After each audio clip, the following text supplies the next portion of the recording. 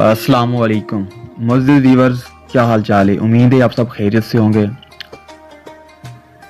اسلامی علم اور باقی ہر قسم کے علم کے لیے ہمارے چینل کو سبسکرائب لازمی کیجیے، جزاک اللہ۔ اور آج کا ہمارا جو ٹاپک ہے گناہ کرنے کا طریقہ۔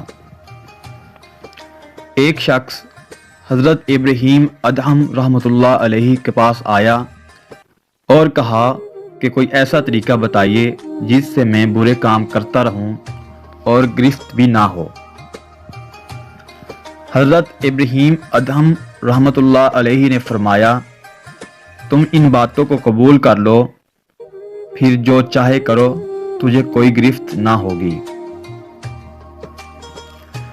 اول یہ کہ جب تو کوئی گناہ کرے تو اللہ کا رزق یا اللہ کا رزق مت کھاؤ۔ اس نے کہا، یہ تو بڑی مشکل بات ہے کہ رزاق تو وہی ہے، پھر میں کہاں سے کھاؤں گا؟ ابراہیم ادہم رحمۃ اللہ علیہ نے فرمایا، تو یہ کب مناسب ہے کہ تو جس کا رزق کھائے پھر اس کی نافرمانی کرے؟ دوسرا یہ کہ اگر تو کوئی گناہ کرنا چاہے تو اس کے ملک سے باہر نکل کر گناہ کرو۔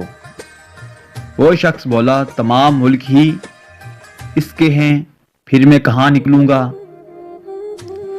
ابراہیم ادہم رحمۃ اللہ علیہ نے فرمایا، تو یہ بات بھی بہت بری ہے کہ جس کے ملک میں رہو اس سے بغاوت کرنے لگو۔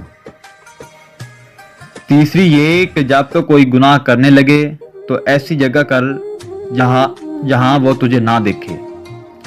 اس نے کہا، یہ تو بہت مشکل ہے، اس لیے کہ وہ تو دلوں کے بید بھی جانتا ہے۔ ابراہیم ادہم رحمۃ اللہ علیہ نے فرمایا، تو یہ کب مناسب ہے کہ تو اس کا رزق کھائے اور اس کے ملک میں رہے اور اس کے سامنے گناہ کرے۔ چوتھے یہ کہ جب ملک الموت تیری جان لینے آئے تو اسے کہنا، ذرا ٹھہر جا، مجھے توبہ کر لینے دے۔